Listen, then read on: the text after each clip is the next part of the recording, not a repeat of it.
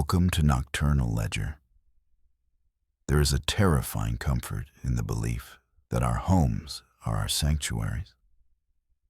We lock our doors at night to keep the world out, believing that whatever dangers exist in the darkness remain on the other side of the glass. We tell ourselves that the laws of physics are constant, that gravity is absolute, and that the dead remain silent. But what happens when the violation comes from within? What happens when the mundane safety of a suburban childhood bedroom is shattered not by an intruder, but by a force that defies every rational explanation known to man? We are not talking about a campfire tale or a script from a Hollywood writer's room. We are talking about the most rigorously documented, extensively investigated, and deeply disturbing case of paranormal activity in recorded history. And this is a story backed by police logbooks, validated by independent journalists, witnessed by skeptics, and recorded on magnetic tape. This is the story of 284 Green Street. This is the Enfield Poltergeist. To understand the sheer magnitude of this haunting, we must first transport ourselves back to the gritty, beige reality of 1977. The location is Enfield, a working-class borough in North London. The house is a council property, a semi-detached structure that looks exactly like every other house on the block. It is unassuming, brick-faced, and utterly ordinary. Inside lived the Hodgson family. Peggy Hodgson was a single mother trying to make ends meet, raising her 4 children: Margaret, age 12, Janet, age 11, Johnny, age 10, and Billy, age 7. They were a normal family navigating the struggles of financial hardship and a recent divorce. There was no history of occult practice in the home, no Ouija boards gathering dust in the attic, and no fascination with the macabre. They were simply people living their lives until the night of August 30th, 1977. It began with a complaint that any parent would dismiss. Janet and Johnny, sleeping in their shared bedroom, called out to their mother. They claimed their beds were shaking. Peggy, exhausted and assuming the children were merely playing rough, told them to settle down and go to sleep. But the silence did not last. The following night, the true siege began. Peggy was downstairs when she heard a massive crash from the upper floor. Fearing the children had knocked over a heavy piece of furniture, she rushed up the stairs. She found the children huddled together, terrified, staring at a heavy chest of drawers. As Peggy entered the room, she witnessed the impossible. The heavy oak chest of drawers, a piece of furniture that required significant effort to move, began to slide across the floorboards on its own. It moved toward the door, as if trying to trap them inside. Peggy, fueled by adrenaline, shoved it back against the wall. But as soon as she stepped away, the dresser slid forward again, faster this time. When she tried to push it back a second time, she found it immovable, as if a spectral weight was holding it in place. Then came the knocking. It was a sound that would become the soundtrack of their nightmare for the next 18 months. It was a hollow, rhythmic rapping that seemed to come from inside the walls, moving from the ceiling to the floor, intelligent and responsive. Terrified and believing there might be an intruder hiding in the shadows or the attic, the Hodgsons did what any rational citizen would do. They fled the house and ran to the neighbors, the Nottinghams. Vic Nottingham, a burly man, went inside to investigate. He found no burglar. What he found was a house that felt charged with static electricity. He heard the knocking for himself, describing it later as a sound that followed him from room to room, heavy and deliberate. The family called the police. This is where the Enfield case diverges from almost every other ghost story. Usually, authority figures arrive and find nothing, writing off the report as hysteria. That is not what happened at Green Street. 2 officers arrived, including a female police constable named Carolyn Heaps. Constable Heaps was a trained observer, sworn to uphold the law and deal in facts. In her official police report, a document that exists to this day in the archives, she wrote that she witnessed a dining room chair rise off the floor and slide nearly 4 feet across the room. She checked for wires. She checked for drafts. She checked for fishing lines. There were none. The chair had moved by itself. The police left the residence shortly after, admitting that the situation was not a police matter because, quite simply, you cannot handcuff a ghost. The events at Green Street quickly escalated from subtle movements to a violent, chaotic storm. The Daily Mirror, a major British newspaper, sent a reporter and a photographer, Graham Morris, to the house when they were prepared to debunk a hoax. Instead, they walked into a war zone. Graham Morris was standing in the dark living room when a Lego brick, launched with the velocity of a cricket ball, flew across the room and struck him above the eye. He captured photographs of objects flying through the air. The chaos was palpable. Marbles would materialize out of thin air, dropping from the ceiling and bouncing on the floor. Yet when picked up, they were burning hot to the touch. T-shirts would leap off tables. The sofa would tip over. It became clear that this was beyond the scope of journalism. The Society for Psychical Research, or the SPR, was contacted. This organization, founded in 1882, was known for its academic and scientific approach to the paranormal. They sent Maurice Grosse, a successful inventor and investigator. Grosse was a man of science, but he was also a man of grief, having recently lost his own daughter in a motorcycle accident. He was joined by Guy Lyon Playfair, a skeptical writer and researcher who had spent time investigating poltergeists in Brazil. Playfair went into the house, expecting to expose a fraud within days. Instead, he stayed for over a year. The investigation led by Grosse and Playfair resulted in one of the most comprehensive files in paranormal history. They recorded hundreds of hours of audio tape. They documented thousands of incidents. The phenomena they witnessed were relentless.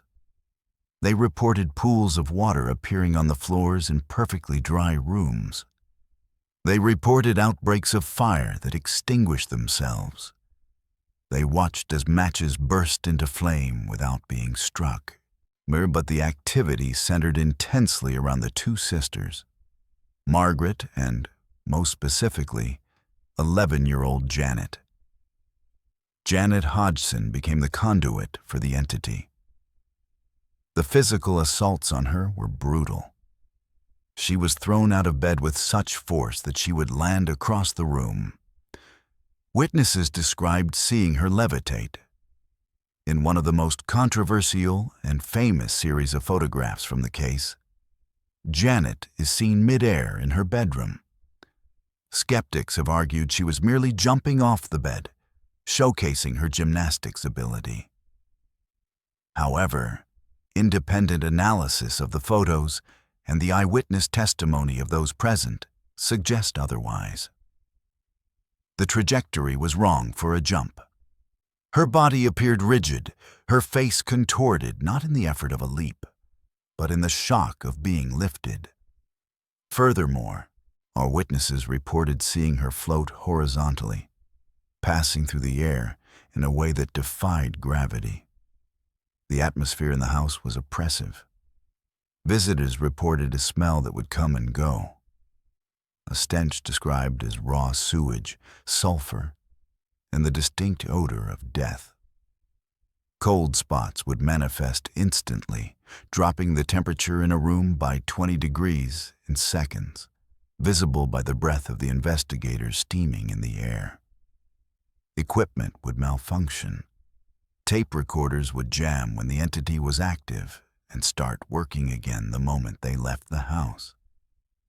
But the true horror, the aspect of the Enfield case that chills the blood more than any flying furniture, was the voice.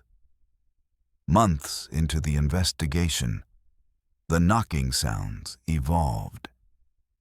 The entity began to communicate. Initially, it was a system of knocks, one for no and two for yes. Maurice Gross would ask the walls to answer questions, and the walls would answer. But soon, a voice emerged directly from Janet. It did not sound like an 11-year-old girl. It did not sound like a female at all. It was a deep, guttural, rasping growl, a sound that seemed to scrape against the vocal cords, harsh and masculine. This voice identified itself as Bill. The conversations with Bill were recorded, and listening to them today is an exercise in endurance. The voice is filled with malice, confusion, and a strange, senile anger. When asked who he was, the voice snarled, "I am Bill Wilkins." When asked how he died, the voice gave a specific, detailed account. It said, "I went blind. I had a hemorrhage. I fell asleep, and I died in the chair in the corner downstairs." This was a specific claim that could be fact-checked. Maurice Gross did the legwork. He contacted the previous tenants of the house. He eventually tracked down the son of a man named Bill Wilkins, who had lived in the house years prior. The son confirmed the details. His father, Bill Wilkins, had indeed gone blind in his later years. He had suffered a brain hemorrhage, and he had died, sitting in his favorite armchair in the exact corner of the living room where the voice claimed to have passed. Janet Hodgson, a child of 11, had no way of knowing this information. The Wilkins family had moved out long before the Hodgsons arrived, and the death was not a matter of public lore in the neighborhood. Skeptics, desperate to find a rational explanation, turned to ventriloquism. They argued that Janet was projecting the voice. To test this, the investigators brought in a professional laryngologist. They performed tests where they taped Janet's mouth shut. They filled her mouth with water. And yet, the voice persisted. The laryngologist concluded that producing that specific timbre and frequency using normal vocal cords was medically impossible without damaging the throat. The voice appeared to be using the false vocal cords, a set of tissue that is not typically used for speech. To speak in that register for hours on end, as Janet did, would have left a normal person unable to speak for days. Janet, however, would switch instantly from the demonic growl of Bill Wilkins back to her high-pitched child's voice, without a sore throat or a cough. The entity was not singular. And while Bill Wilkins was the dominant personality, the voice would sometimes shift, claiming to be other spirits, creating a cacophony of the dead, speaking through one terrified girl. The psychological toll on the family was devastating. They were pariahs in their own neighborhood. People crossed the street to avoid them. The children were bullied at school, called Ghost Girl and Freak. The press hounded them, camping on their lawn, turning their trauma into a tabloid circus. It is important to address the controversy. No discussion of Enfield is complete without mentioning the accusations of fraud. Two members of the Society for Psychical Research, Anita Gregory and John Beloff, visited the house and were less convinced than Gross and Playfair. Anita Gregory in particular, was determined to prove the girls were faking when there was an incident where a video camera was set up in the bedroom. The girls were caught bending spoons and hiding them. When confronted, Janet admitted that they did fake some occurrences. For the skeptics, this was the end of the story. They faked it once, therefore they faked it all. But this binary view fails to account for the nuance of poltergeist phenomenology. Gross and Playfair never denied that the girls played tricks. They noted that when the press pressure was high and the ghosts were quiet, the children, feeling the weight of expectation, would try to manufacture activity to please the adults. However, Gross argued passionately that a child bending a spoon does not explain a fireplace being ripped out of the wall. It does not explain a grown police officer seeing a chair slide across the floor. And it does not explain the voice of Bill Wilkins knowing details of a death that occurred years prior. The faking was a symptom of the stress, a cry for attention in a chaotic environment, but it did not negate the hundreds of inexplicable events witnessed by independent third parties. The violence reached a fever pitch when the entity tried to kill Janet. A curtain in the bedroom was witnessed twisting itself into a tight rope. It wrapped around Janet's neck and began to strangle her. Her mother had to physically fight the fabric, tearing it away from her daughter's throat to save her life. This was not a parlor trick. This was a lethal assault. There were instances of teleportation. Objects would vanish from the house and reappear on the roof. On one occasion, the investigators found a teapot stuffed inside a dark cavity in the wall that was physically impossible to reach without removing bricks. Janet herself was found fast asleep on top of a radio cabinet that was too high for her to climb onto without waking up. She claimed to have been dragged through the wall into the neighbor's house, and indeed, books and pillows from the Hodgson's house were found inside the Nottingham's residence next door. The terror at 284 Green Street lasted for roughly 18 months. It began to subside in 1979, almost as abruptly as it started. The intensity faded. The knocking became less frequent. The voice of Bill Wilkins grew quieter, retreating back into the void. The family continued to live in the house for decades, though they claimed it never felt truly empty. The sensation of being watched remained. What are we to make of the Enfield Poltergeist? If we look at the sheer volume of evidence, it stands as a fortress against skepticism. We have the police reports from Constable Heaps. We have the audio recordings of the voice that defy biological explanation. We have the photographs. We have the testimony of over 30 independent witnesses, including neighbors, social workers, and journalists. The theories regarding the cause are vast. Parapsychologists often link poltergeist activity to recurrent spontaneous psychokinesis, or RSPK.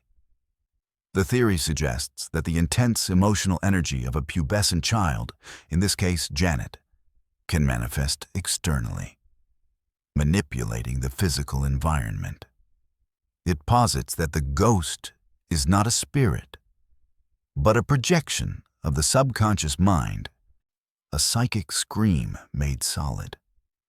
Yet, this theory struggles to explain the information provided by Bill Wilkins. If it was all Janet's mind, how did she know how Bill died? How did she know about the hemorrhage? This detail suggests an external intelligence, a consciousness that survived death and latched onto the energy of a troubled family. The legacy of the Enfield Poltergeist is one of unease.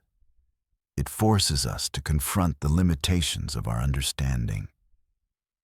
We want to believe that science has mapped the corners of our reality, but Enfield suggests there are territories still unmarked dark places where the rules do not apply.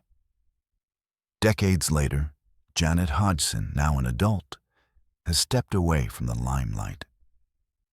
She has lived a quiet life, scarred by the events of her childhood. In rare interviews, she maintains the truth of what happened. She speaks not with the enthusiasm of a performer, but with the weary resignation of a survivor. She describes the feeling of the entity as a cold, heavy presence that wanted to be part of their family, a parasite feeding on their fear and their attention.